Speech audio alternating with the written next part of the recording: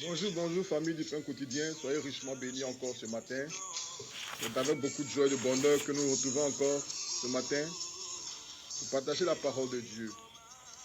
Que Dieu vous bénisse, que Dieu bénisse votre écoute ce matin. Nous sommes encore à notre passage du Proverbe chapitre 4, le verset 23. Garde ton cœur plus que toute chose, car de lui viennent les sources de la vie. Que le Seigneur bénisse ce moment, que sa grâce soit sur chacun d'entre nous, que sa faveur soit sur chacun d'entre nous, au nom de Jésus. Hier, nous avons étudié un peu ce que c'est que l'observation. Et depuis un moment, nous sommes encore en train d'avancer. Nous avançons petit à petit. Et j'ai parlé des 7 pas à accomplir pour la libération parfaite de notre imagination. Nous avons étudié le premier pas, qui est la formation. Le deuxième pas, qui est la vision de Dieu de soi-même. Et le troisième pas, qui est l'observation. Aujourd'hui, nous allons continuer au quatrième pas, qui est l'identification et l'écriture. C'est le quatrième pas aujourd'hui. Mais avant de continuer, je vais revenir un peu sur l'observation. Nous avons parlé hier de l'observation et c'est un point très important, l'observation. Vous savez, il est très bon souvent de marquer le pas, comme je l'ai dit hier, de s'arrêter un instant et de s'observer, de prendre du temps pour s'observer et pour voir qu'est-ce qui ne va pas. De prendre le temps pour s'autocritiquer, ce qu'on appelle une introspection, de faire une introspection pour s'auto-analyser. C'est très important souvent dans la vie. De temps en temps, s'asseoir pour s'observer. C'est trop facile souvent de jeter la pierre à tout le monde, aux gens autour. Mais nous-mêmes, nous devons être capables, avec honnêteté, lucidité, de pouvoir se dire, qu'est-ce qui ne va pas chez moi? Il faut que je corrige ce qui ne va pas. Il y a des moments, il faut s'asseoir et rentrer en nous-mêmes.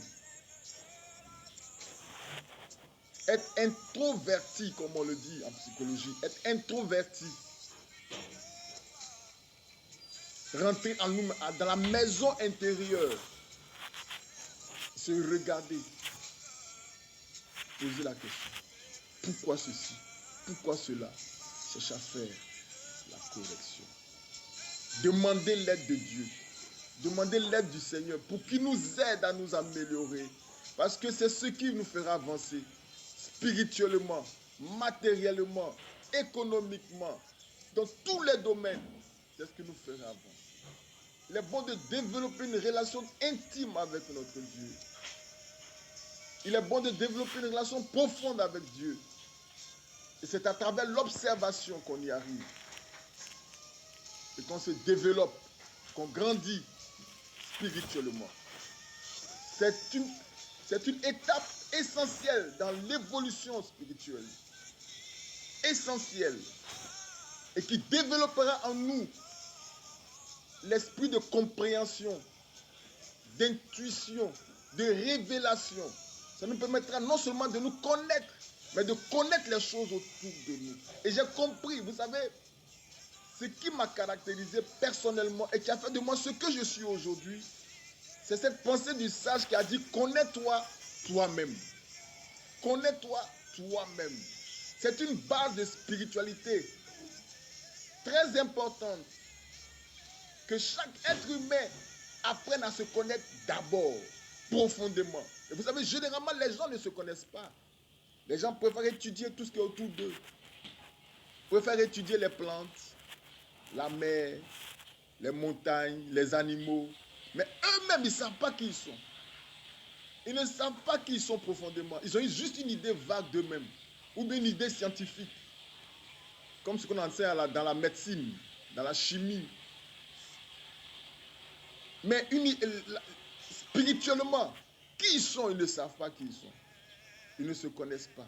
Ils prendront du temps pour étudier tout, sauf eux-mêmes. Mais tu ne te connais pas, comment tu peux avancer spirituellement? La base de la spiritualité, c'est de se connaître soi-même. Et ça commence par l'observation de soi-même. Apprendre à s'observer, à s'analyser, à se regarder, à ne pas s'attarder sur les détails extérieurs, je le dis. L'extérieur n'est pas forcément bon pour nous, c'est bon pour les gens qui sont autour de nous. C'est juste bon pour faire plaisir aux gens. Voilà, c'est juste bon pour ceux qui sont autour de nous. D'ailleurs, quand on est dans nos chambres, on n'a plus besoin des habits qu'on a portés. Dans la chambre, tous tes habits de valeur, tout ce que tu as, c'est juste pour le dehors, juste pour les gens du dehors. Quand tu es dans ta chambre, tu es nu.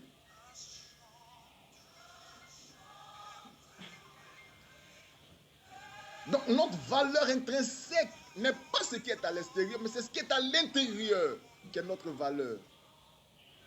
Et il faut chercher à découvrir qui nous sommes. Il faut s'auto-inspecter. Il faut rentrer en nous-mêmes et chercher à nous améliorer chaque jour. Je prie que Dieu t'aide là où tu es. Que Dieu t'aide de temps en temps. De temps en temps. C'est pas toujours qu'on est extraverti. Parfois, il faut être introverti. Parfois, il faut s'arrêter et rentrer à l'intérieur. Et s'auto-analyser. Et chercher à être honnête avec soi-même. Et se dire, voici là où j'ai un défaut. Voici là où j'ai un vice. Voici ce qui ne va pas. Il faut que je le corrige. Et alors, Dieu viendra t'aider. Parce que tu l'as demandé, parce que tu le veux. Il a dit, demande et on te donnera. Cherche et te trouvera. Frappe et on t'ouvrira. Il viendra t'aider. Et il t'aidera. C'est le meilleur, la meilleure investigation. Le meilleur chemin, la meilleure chose à faire sur cette terre. De chaque jour apprendre à s'améliorer. En vertu, en sagesse, en pureté, en sainteté. Chaque jour, chaque jour, chaque jour, à chaque instant. Travailler sur soi-même pour s'améliorer. Et même si parfois c'est difficile, il ne faut pas être trop dur avec soi-même. Si on a fait qu'on échoue, on reprend. On refait l'exercice, on reprend jusqu'à ce qu'on y arrive. Et on y arrivera, ça va arriver, ça viendra au nom de Jésus. Et aujourd'hui, nous poursuivons, nous allons au 4e pas, qui est l'étape de l'identification. D'ailleurs, c'est lié, observer pour identifier quels sont les scripts qui sont à l'intérieur de moi. C'est à partir de l'observation qu'on commence à identifier, à voir ce qui m'a codé, ce qui me bloque. Il faut être honnête, là, à ce niveau, c'est vraiment l'honnêteté, la lucidité. Être lucide. Et demander à Dieu, demander au Saint-Esprit d'ouvrir ton intelligence. Parce que parfois, il y a des choses qui nous échappent et qui ne pouvons même pas comprendre. Donc que le Saint-Esprit ouvre ton intelligence pour que nous puissions comprendre, pour que tu puisses comprendre. C'est là, identifier le mal. Où se trouve le mal? C'est là que se situe le mal. C'est là. Et c'est ça qu'il faut corriger. Oh mon Dieu. Oh mon Dieu. Saint-Esprit, révèle à chacun de nous. Ce matin, révèle-toi à tes enfants, s'il te plaît. Révèle-toi. Nous montrons le chemin, la voie de la guérison. La voie de la guérison. Jésus a dit, je suis venu. L'Esprit du Seigneur est sur moi parce qu'il m'a oint. Il m'a envoyé pour annoncer l'année de grâce du Seigneur, pour guérir le cœur brisé. Il est venu guérir l'âme, guérir l'intérieur, guérir le cœur. Beaucoup d'entre nous sont bloqués.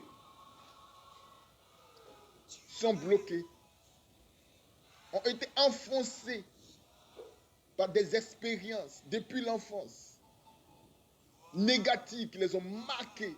Certaines filles ont été violées et c'était un blocage dans le subconscient. Certains hommes ont été violés même par des pédophiles.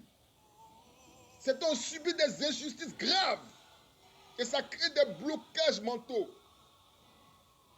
Certains ont passé leur vie à entendre des injures, des méchancetés de leurs parents, de leurs tuteurs. Certains orphelins ont souffert dans des foyers, dans des familles. Rejetés. Ils ont manqué d'amour, manqué d'affection parentale, de père et de mère. Aujourd'hui, ça les affecte, ça les a marqués. Ils ont du mal à se libérer. Ils ont du mal à manifester l'amour, à aimer. Ils ont gardé beaucoup de choses dans le cœur. Et leur comportement est traduit par ces choses qu'ils ont vécues. Ils ont l'impression qu'ils sont obligés de se venger, de rendre ce qu'ils ont encaissé, ce qu'ils ont vécu. Mais tu n'es pas obligé de faire ces choses. Tu n'es pas obligé. Tu es à l'image de Dieu, rempli d'amour, une âme pure et sainte. Donc, il est temps d'oublier ces choses, de te libérer. Et je prie au nom puissant de Jésus que le Saint-Esprit te donne la force ce matin de t'en libérer. Au nom de Jésus. Le tout ne se limite pas à ce que tu as vécu hier. Aujourd'hui, il est temps de marquer le pas de t'asseoir et d'identifier tes propres problèmes mentaux, tes propres effigies mentales. Il faut les identifier. Il faut être honnête avec toi-même. Certains ne peuvent plus se maîtriser. Est-ce qu'on peut continuer? Est-ce qu'on peut parler? Que Dieu nous aide. Que Dieu nous aide. Que Dieu nous aide. Il faut identifier le mal. Là où il se trouve, il faut l'identifier. Il faut être clair avec soi-même. Et il faut se dire, voici mon problème. Et quand le mal est identifié, et alors, on commence à travailler là-dessus. Moi, j'ai connu un gars, par exemple, certaines personnes souffrent, je vous dis la vérité, de mauvais sorts. Un gars qui en avait lancé un esprit d'alcoolisme. Il ne peut pas s'empêcher. Il est obligé tout le temps de boire. Et en réalité, il ne boit pas beaucoup. Quand il s'ajoute, soit il boit un verre, 2 verres, c'est fini. Il commence à dégamer. Il perd les pédales. Il devient autre chose. Pourquoi? Parce qu'on l'a lancé un sort. Ce sont des choses qu'on peut corriger par l'observation et l'identification. Certaines personnes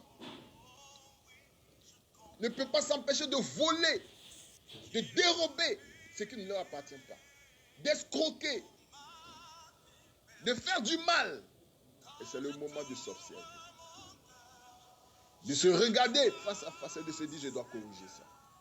C'est le moment. C'est le moment. Identifier le mal. C'est lorsque le mal est identifié, alors on peut commencer à chercher à le corriger. Tous ces vices dans lesquels la jeunesse d'aujourd'hui est en train de traîner, s'embourber. La drogue, la prostitution, etc., etc. Tu peux t'en défaire, mon fils. Tu peux t'en défaire, ma fille. Tu peux t'en défaire, mon frère, ma soeur. Tu peux t'en libérer. Sois honnête avec. Je ne parle pas pour condamner quelqu'un. Parce que nous sommes tous passés par là. Nous avons vécu ces choses-là. Nous montrons le chemin et la voie. Et ce matin, comme je le disais hier, Dieu continue de te tendre la main. Oh, vous savez, mon Dieu, l'amour de Dieu, on ne peut pas le comprendre. Dans la Bible, j'ai lu l'histoire de Caïn. Et nous tous avons l'habitude de condamner Caïn parce qu'il était le premier meurtrier, il a tué son frère. Mais nous oublions parfois que lorsque Dieu a interpellé Caïn, Dieu a dit à Caïn, ce que tu as fait, voilà le sang de ton frère, crie vengeance. Caïn, voilà, tu seras errant, vagabond sur la terre. Tu seras éloigné de ma face. Quand Dieu a fini de prononcer la sentence, qu'est-ce que Caïn a fait? Caïn s'est tourné vers Dieu. Et ça, c'est un espace, c'est une partie sur laquelle on passe. Et on ne fait pas attention. Mais Caïn s'est tourné vers Dieu. Et Caïn a dit ceci. Je m'en vais loin de ta face. Mais cette peine est dure pour moi à supporter. Je serai vulnérable. Et quiconque me verra me tuera. Et alors Dieu a dit, Dieu s'est ressaisi. Et Dieu a appelé Caïn. Il a dit, quiconque touchera Caïn, Caïn sera vengé 7 fois. Et il a mis une marque sur le front de Caïn. Afin que quiconque le trouve ne le tue pas. Demain, nous parlerons de l'écriture. Pourquoi Dieu a mis une marque sur le front? Malgré ce qu'il a fait, il y a parfois des choses qui sont impressionnantes dans l'amour de Dieu. On ne peut pas comprendre l'amour de Dieu. Malgré ce qu'il a fait, Dieu trouve le moyen de le protéger, de le garder. Pourquoi? Parce que Caïn a su son amour. Parfois, il faut se tourner vers lui, interpeller son amour. Seigneur, souviens-toi de moi, ne m'abandonne pas. Ce matin, je prie au nom puissant de Jésus. Que tu aies la force de te tourner vers Dieu. Tu aies les mots justes, les paroles qu'il faut pour dire à dire, Seigneur, oh mon Dieu, peu importe ce que j'ai fait, peu importe où je suis arrivé, peu importe le niveau que j'ai atteint dans le péché, peu importe là où je suis arrivé dans ma vie, Seigneur, souviens-toi de moi. Ne laisse pas les gens me tuer, ne laisse pas les gens me détruire. Seigneur, relève-moi. Aide-moi, je prie au nom de Jésus, que l'amour de Dieu pénètre ta maison, rentre dans ton cœur, visite ta vie, sois libéré, sois guéri, sois transformé, sois renouvelé au nom de Jésus. Que Dieu bénisse cette journée, que sa grâce soit sur ton chemin, que sa faveur soit sur ta route, sois béni au nom de Jésus. Amen.